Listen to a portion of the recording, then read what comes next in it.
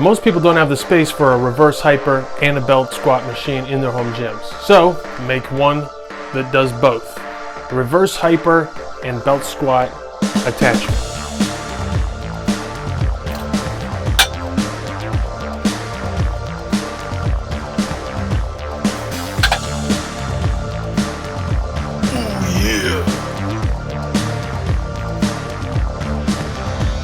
So this design offers 2 hinge options and 3 plate loading options. This offers 2 hinge types. You can run the 1/2 inch nipple through this hole and get the typical fixed hinge movement, or you can use the freedom hinge, which is 2 soft loop tie down straps. And the reason I call it the freedom hinge is because it offers more freedom of movement and therefore better replicates the natural movement of a barbell squat.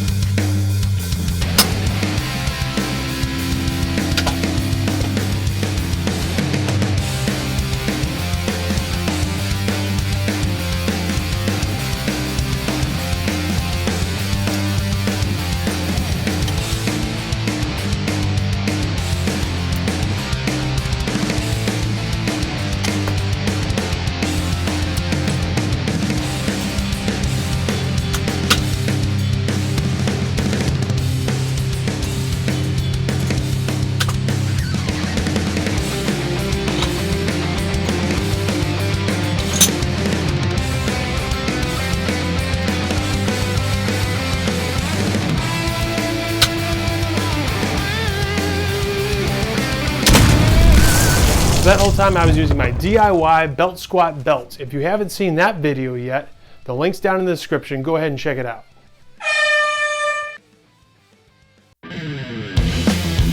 So now we're going to look at this attachment in the reverse hyper configuration. So first we take our DIY parallel bars and we put them on top of our safety bars.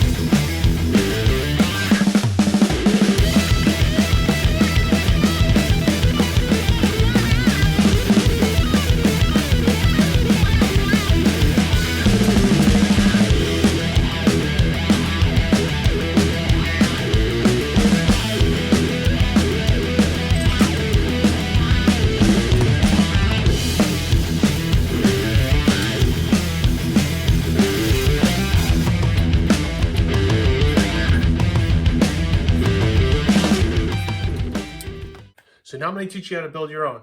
But before I do that, if you could, just real quick, please go ahead and hit that subscribe button and turn on notifications to be alerted the second that the next project drops.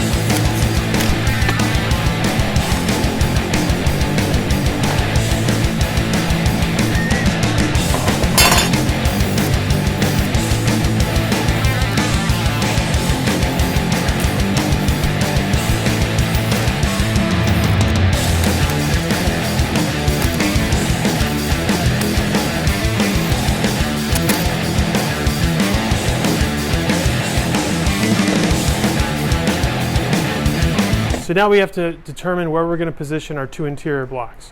To determine that, pick an end you want to be the pivot end, and the end you want to be the eyebolt end.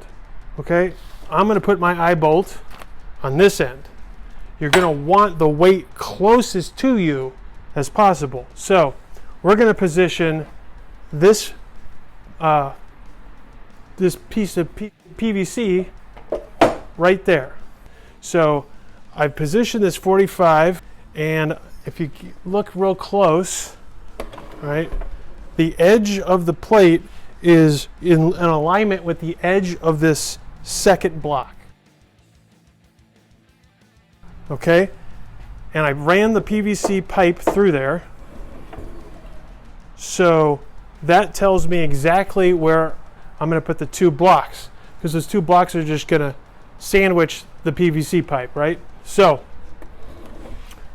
I'm just going to slide this off. Okay. And now I know exactly where to put these two interior blocks. Right there and right there. Now we know where to put the two interior blocks. We're going to go ahead and screw those in.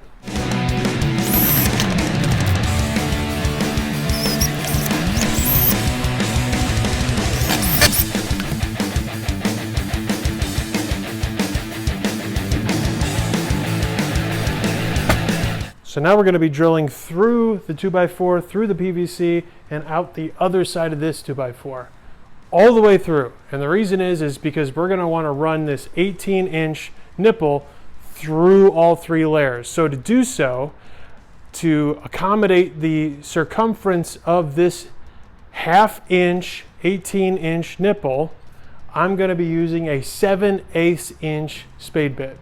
Now, if you don't have a drill press, of course you can use a hand drill to do this too. Okay, so I got a piece of plywood clamped onto the back so I can push this against the bottom and it remains stationary while I'm drilling.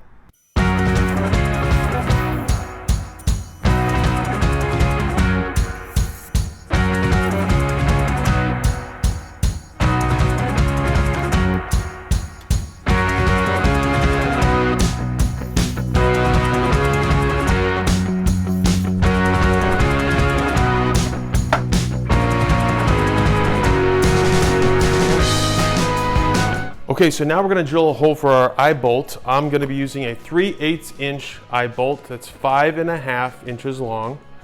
So we're going to drill through the end that's closest to where we're going to put our weight. And I'm also going to put a countersink here for the washer and the nut to sit inside of.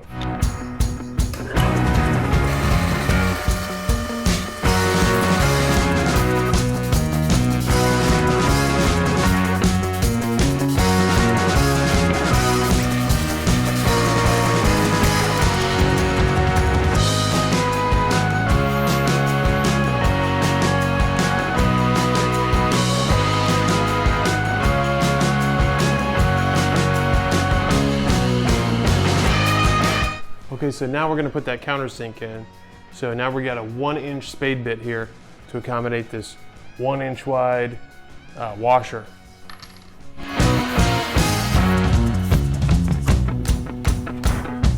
All right, let's see how it fits. So I'm going to do this. So that goes through the top.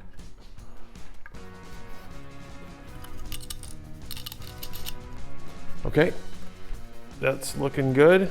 Okay, so now we're going to cut the kickstand. Now the kickstand's length will be different for everybody. I'm going to cut my kickstand to be 21 inches. Now we can go ahead and start painting. All right, the paint is now dry, and now it is time to attach the kickstand. And I'm going to add this one right here towards the front. Screw it in on both sides, just like we did before.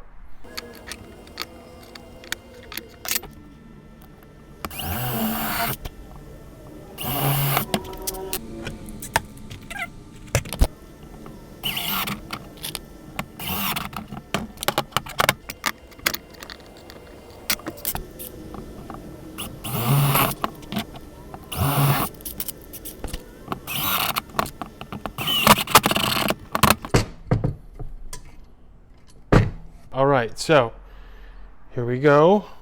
This hinge is going to go like this, right here basically, and this will be attached like this so that it'll swing out. Okay, so I'm going to screw this on. I'm going to be using these to put in the hinge.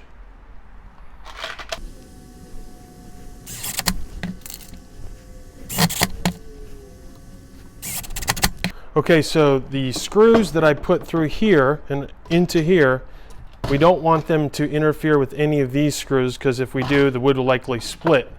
So what I'm going to do now is mark my boundaries of where I can screw into.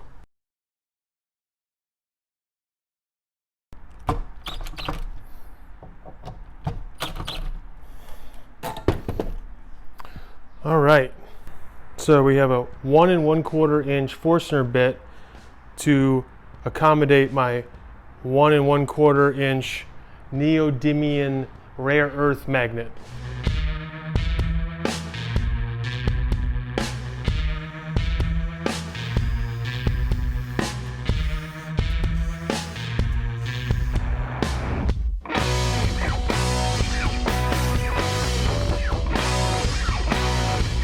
So now I'm going to go ahead and screw this block into place.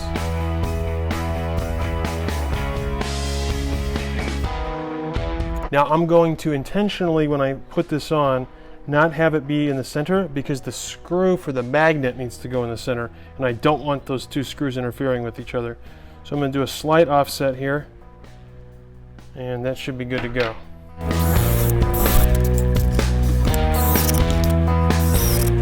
I'm only going to put screws on this side. I'm not going to do it on this side because I don't want to risk splitting the wood any more than I have to. This will be sufficient, just these two screws. So now we are going to affix this magnet inside this counter bore. So before I do, I'm just going to put a little bit of Gorilla Glue in there. Put that in there. Okay.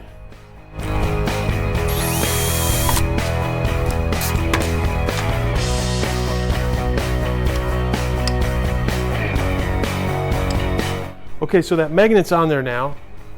This magnet is a neodymium rare earth magnet. These are the same magnets I used in my DIY magnetic plate blocks video. If you haven't seen that, check that out. Okay, so now where you need to put a piece of metal on the kickstand.